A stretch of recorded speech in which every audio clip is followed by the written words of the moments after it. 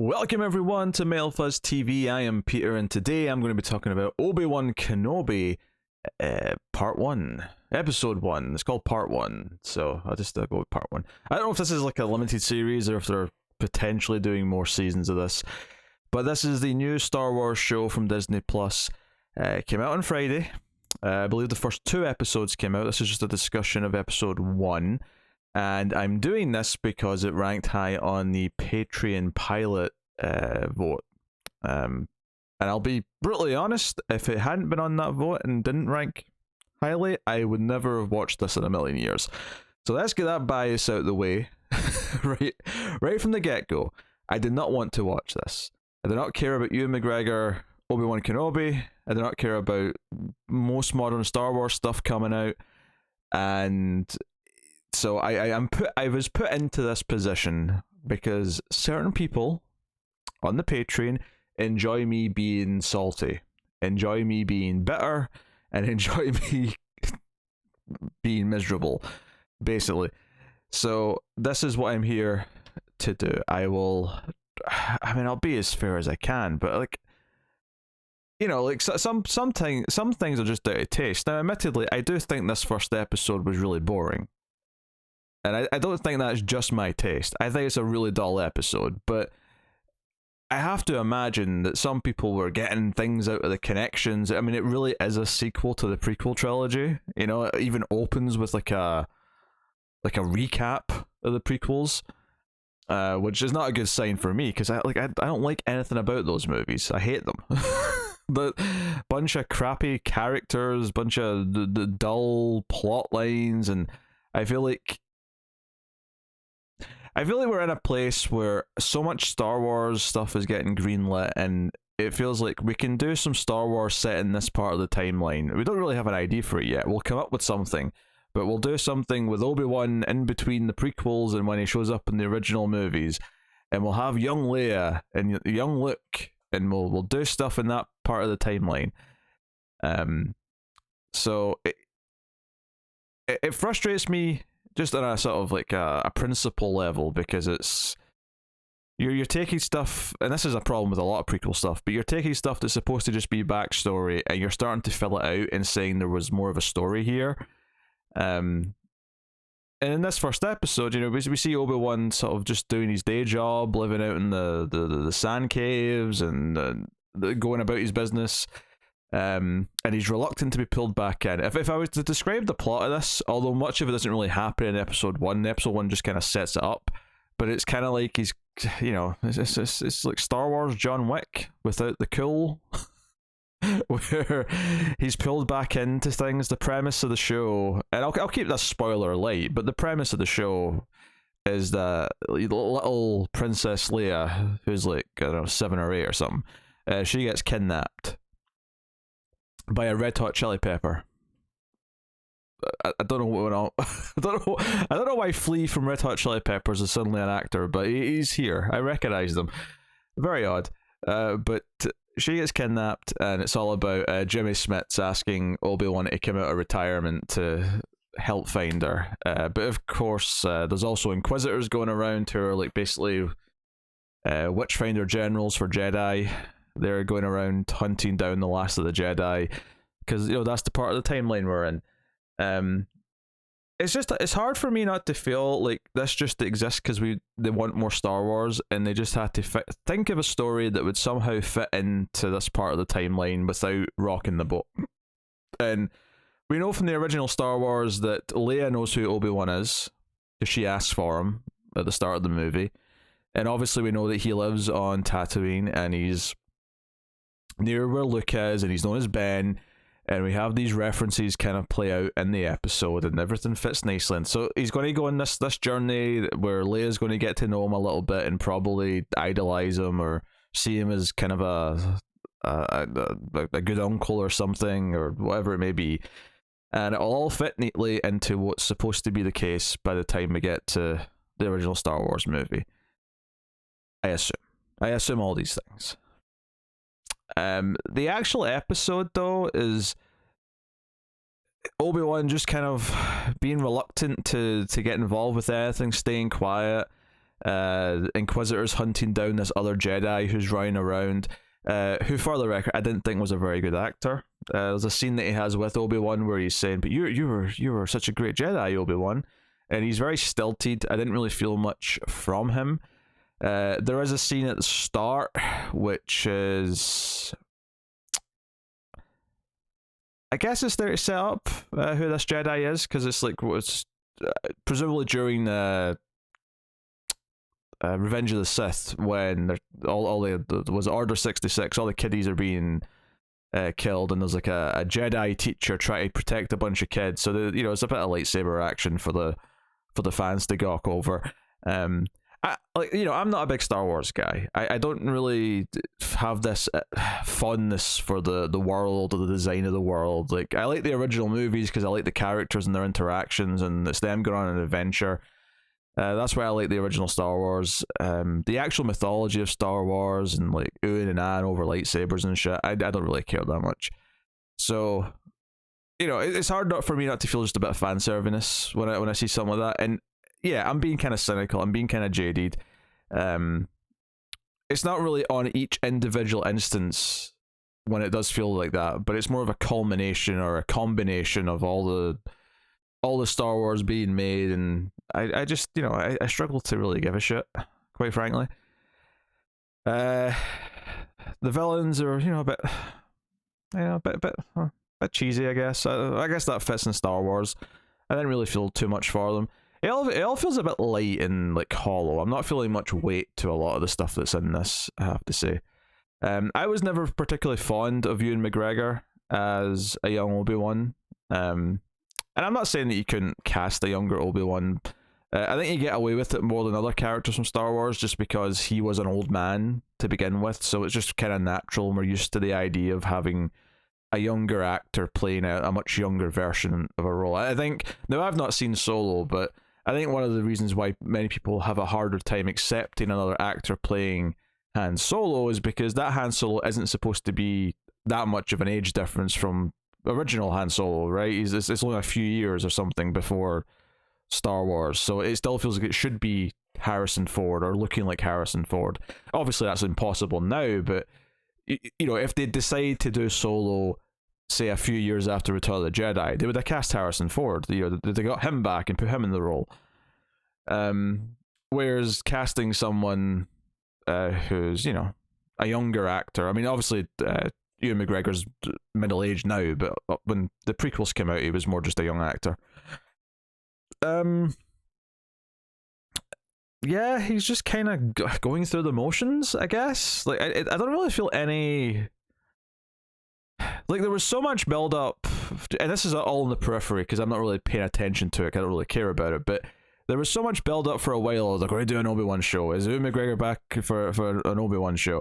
And there was so much build up to it, and I'm watching this first episode, and I don't really feel any fire. I don't really feel nothing about it feels special or important. It just kind of feels like another Star Wars series on Disney Plus. Nothing about the story feels like, oh, we had this great story that we needed to tell. If anything, I feel like this first episode is stalling, and the plot is only really just set up at the end. I think what's weird about it as well is that he's presented with the request to go and help save Leia, and he's reluctant. He doesn't want to do it because he's hiding. And I think it's weird that he gets that request very, very late in the episode. So I don't think it's much of a spoiler to say that he's obviously going to agree to it and go and try and save her. And that's kind of like the choice he's made by the end. But he gets the initial offer to go, or the request, to go and save Leia. He gets that like 5 minutes before the end. There's like a scene or two that plays out, and then he makes his choice. And it feels like we spend a lot of the episode just sort of watching where he is now, where barely anything happens, and then the arc of the choice from I don't want to do this to I will have to do this because I am actually quite good and I'm a hero and all that. All that stuff was just fine and like seen done great many a time and many a thing. All that plays out in like the last like 5 to 10 minutes, and I thought that was a bit of a strange choice. Like, why not? have Leia be kidnapped earlier in the episode, and I guess it's because they want us to like care about little Leia, and I don't know. I just like I see a young actor running around, and she's supposed to be little Leia, and they've got her hair kind of done up very Leia-esque, and it's, I don't know. This is the sort of shit where I just kind of feel like it's it's just basking in the, like, we're Star Wars and we can reference all these characters and we can do all these things, and we've got all these actors back from the prequel trilogy, which for me has just reminded me of some really bad movies. It's not making me, like, seeing Jimmy Smits hear him bring up the Senate does not fill me with joy or excitement or anything. I don't I don't get anything from it. I guess they want us to attach ourselves to little Leia though, so that we care when she's kidnapped. Which is fair, I guess, but it does mean, like I say, Obi-Wan's choice and arc plays out over the last like 5-10 minutes of the episode, because we have to spend time with Leia running through the forest and like interacting with people and setting up this idea that she maybe feels different because she's adopted and she's not really part of the family and by blood. And maybe there's something that they'll do with that, and it was important to set that up. But if the only thing I was going to do to this episode to try and make it better, taking away my dislike of like anything Star Wars that isn't the original movies, and my taking away all of that, and just look at this from an objective storytelling perspective, I would set up the dilemma that the arc for the episode is going to be about, which is him choosing to actually go out and be a hero again. I would set that up much earlier so that more of what he's seeing throughout the episode is playing into his like weighing of the choice, and like, as opposed to it just being one very quick thing towards the end, which I won't spoil, but there's one sort of like thing that jolts him back into maybe thinking he should do some good, something that makes him feel a bit guilty, and it, like, it's very wafer thin. It kind of feels like, between this and between watching the first Boba Fett and like I just, clearly there's people who are just happy to have things set in Star Wars and want to do more things with Star Wars. Like I need like the characters in the story to make me care individually about the thing that it's doing, and nothing about this made me remotely interested or excited about what this show is. None of it made me care about the journey that the characters are about to go on. It's kind of banking on you caring because you already care about Obi-Wan, you already care about Leia, you already care about Owen, which is what's his character, Joel Edgerton's character, or Edgerton. I always forget how you pronounce his name. That's what it is. It's like, if you don't already care, if you showed this to someone who didn't know anything about Star Wars,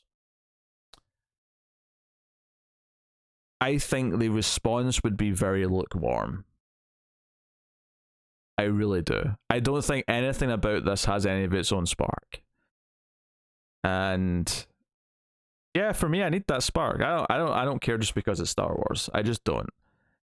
So yeah, do I have anything else to add? I think the villains are a bit cheesy. I said that, but like, I'll just to elaborate on that, like, they've got a real kind of, they've got this makeup on, like, two of them, to look more alien. The seemingly human one, she's the one who's hell bent on getting Kenobi. I guess I'll give a minor spoiler warning here, because there's not much to spoil in the episode, but the one thing that I could spoil, I'm about to spoil, which is that the kidnappers are actually doing this for the Inquisitor.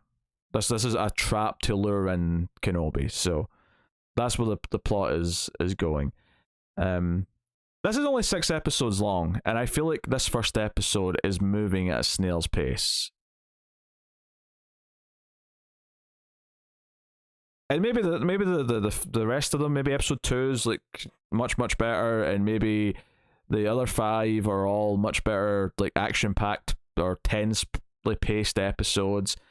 But this first episode, like if this is like a 6th-year story, it's kind of shocking just how lackadaisical it is and whatnot. And I guess some people just enjoy seeing Ewan McGregor cut up slabs of meat and feeding it to his weird alien horse thing.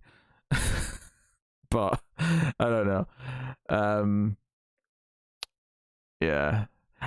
Because I mean, the types of scenes that I'm just annoyed by is like when Uncle Owen comes to talk to Kenobi about staying away from Luke, and I just kind of feel like you're just reiterating sort of like ideas that were already there, and were arguably better when they were just kind of implied and it was subtext, as opposed to just spelling it all out now because we have to fill up more Star Wars screen time. But hey, it was boring. So really, I know it's a really like unanalytical thing to say, but it moves slowly.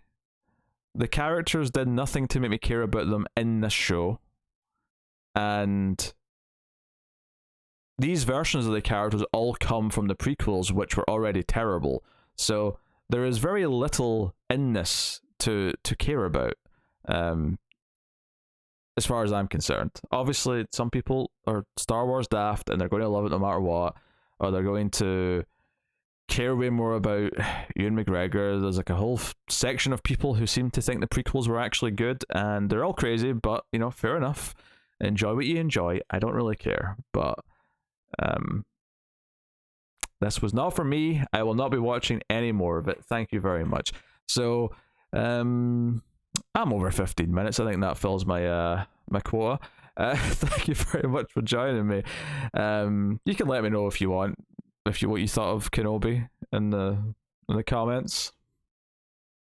I'm not that fussed, but you can let me know.